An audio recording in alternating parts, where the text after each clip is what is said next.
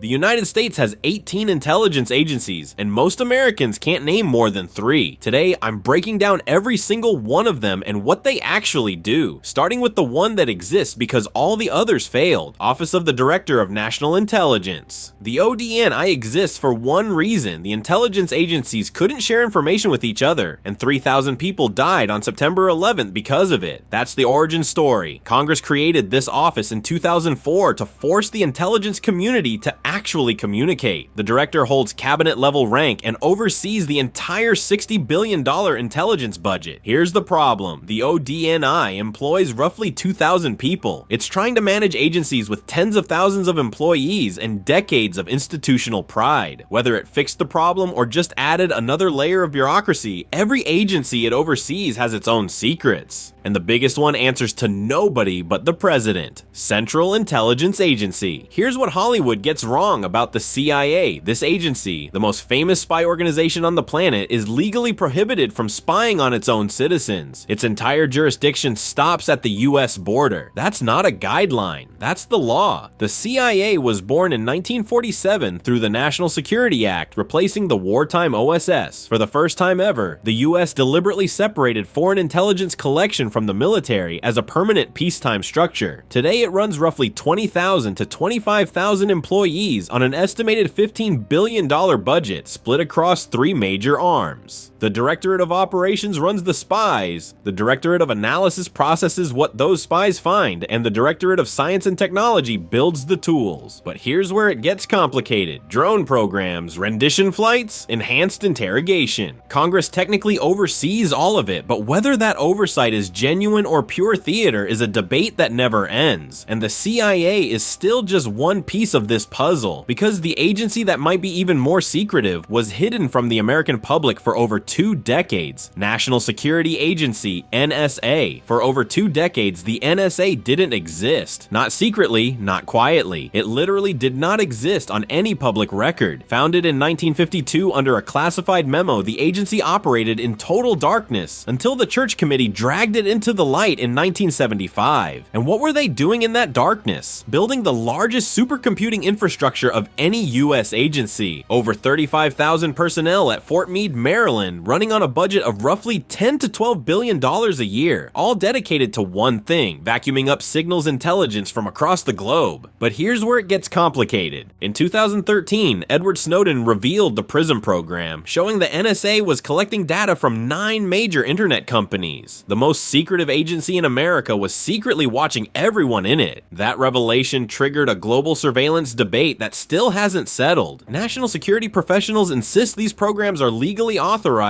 and essential. Privacy advocates call it unconstitutional mass surveillance of ordinary citizens. Both sides have evidence, neither side is backing down, and the NSA is still listening, but they're not the only ones playing the intelligence game inside the Pentagon. Defense Intelligence Agency, the DIA, exists because the Pentagon couldn't get its own house in order. Before 1961, the Army, Navy, and Air Force were all running their own separate foreign intelligence operations. 3 branches, 3 spy networks, 0 coordination. So the Secretary of Defense stepped in and created the DIA to centralize military espionage under one roof. Today it operates with roughly 17,000 personnel, a budget between $5 and $7 billion, and over 500 field offices at military installations around the world. It's basically the Pentagon's in-house spy service, running human intelligence collection alongside signals and technical intelligence. Here's the thing: that mission directly overlaps with the CIA, which creates a rivalry that has never really gone away. And there's an uncomfortable question nobody in the Pentagon wants to answer: can a military intelligence agency produce truly objective analysis when its biggest customer is the same building it works in? But at least the DIA only has to worry about military intelligence. The next agency on this list is responsible for something far more personal, because it operates right here on American soil: domestic spying. The FBI is the only intelligence agency in the United States legally authorized to spy on American soil. Let that sink in. The CIA handles foreign threats. The NSA monitors foreign communications. But when it comes to intelligence operations inside US borders, the FBI is it. And that makes it one of the most powerful and most controversial agencies in the entire community. Here's the thing: most people don't fully register. The FBI isn't just a law enforcement agency. It's simultaneously a domestic intelligence service. It fights crime and conducts espionage investigations under the same roof. That combination is genuinely unusual. Most countries separate those functions entirely, with a budget around $11 billion and roughly 35,000 personnel spread across 56 field offices. The Bureau's counterintelligence division has arrested hundreds of foreign intelligence officers and their assets since the Cold War. That's the good side. But here's where it gets complicated. The same authority that lets the FBI catch foreign spies also enabled COINTELPRO, the program that surveilled civil rights leaders, infiltrated anti-war groups, and monitored journalists. That legacy still haunts the Bureau decades later, and the debate about FBI political bias isn't some fringe conspiracy. It's a live argument that shows zero signs of dying down. That dual identity, protector, and potential threat to civil liberties is what makes the FBI unlike anything else in the intelligence community. But if you think domestic surveillance is controversial, wait until you see what happens when the military builds its own intelligence empire. National Geospatial Intelligence Agency. Here's an agency that literally decides where bombs land, and most Americans have never heard its name. The NGA employs around 15,000 people and operates on a multi-billion-dollar budget, and its entire job is building the geospatial foundation that makes precision warfare possible. Every GPS-guided missile that hits the right building. NGA's maps are part of why. They produce over 4 million map products every single year using imagery from more than 30 satellites. Real-time battlefield mapping, disaster response coordination, targeting data for military strikes, all NGA. But here's where it gets complicated. The agency increasingly relies on commercial satellite companies for its imagery, which raises a massive question. What happens when private corporations own the same data the US military depends on to fight wars? And NGA isn't even the most secretive satellite agency. That title belongs to the organization that builds the satellites themselves. National Reconnaissance Office. The NRO might be the most absurd cost-to-fame ratio in the entire US government. This agency spends roughly $10 to $11 billion a year, and most Americans have never heard of it. It was established in 1961 and remained completely classified for 31 years. The NSA was secret for about 23 years. The NRO beat that by almost a decade. Here's what that money buys. Every single US reconnaissance satellite is built and operated by the NRO. Each one costs $1 to $2 billion to develop and launch. The historic Keyhole series satellites represented the most powerful optical imaging infrastructure ever put into orbit, and current generation capabilities. Nobody outside the classified world knows exactly what they can see. About 3,000 employees run this entire orbital empire. That's the thing about the NRO. They don't want you to know what they can do, and if you think secret satellites sound extreme, wait until you hear about the agency that watches everything happening on the ground beneath them. Army Intelligence, G2. Most agencies on this list were created in the 20th century. Army Intelligence has been running since the Civil War. That makes it the oldest continuously operating military intelligence function in the entire US government, predating the CIA by roughly 80 years. Today, G2 operates under the Deputy Chief of Staff for Intelligence, with over 15,000 active duty and reserve personnel spread across 13 major intelligence centers worldwide. Their job is boots on the ground intelligence, human intelligence collection, signals intelligence analysis, and counterintelligence conducted directly in theater. While other agencies write reports from office buildings, G2 is feeding real-time intelligence to commanders during active operations. But here's the irony. Despite being the oldest military intelligence operation in the country, Army Intelligence is technically subordinate to the DIA, an agency created in 1961, 85 years after G2 was already doing the work. The organization that invented American military intelligence now answers to an agency that was built to manage it. And if the Army situation sounds frustrating, wait until you hear about the branch that's actually older than all of them. Office of Naval Intelligence. ONI was established on October 1st, 1882. That makes it the oldest continuously operating intelligence organization in the entire United States government. It's 26 years older than the FBI, 65 years older than the CIA, and most people have never heard of it. For over 140 years, ONI has been been watching every major naval power on Earth. About 3,000 military and civilian personnel work out of the National Maritime Intelligence Center in Suitland, Maryland, focused on maritime intelligence, foreign naval capabilities, and ocean surveillance. They even publish an unclassified intelligence brief, the Director of Naval Intelligence News Brief, distributed globally. That's almost unheard of for an intelligence community member. But here's the thing, ONI's biggest problem is that its job isn't cinematic. Maritime analysis and technical assessments don't generate Hollywood espionage drama. So the oldest spy agency in America just quietly does its work while younger, flashier organizations get all the attention. And speaking of military intelligence that flies under the radar, the Air Force has its own setup that's equally fascinating. 16th Air Force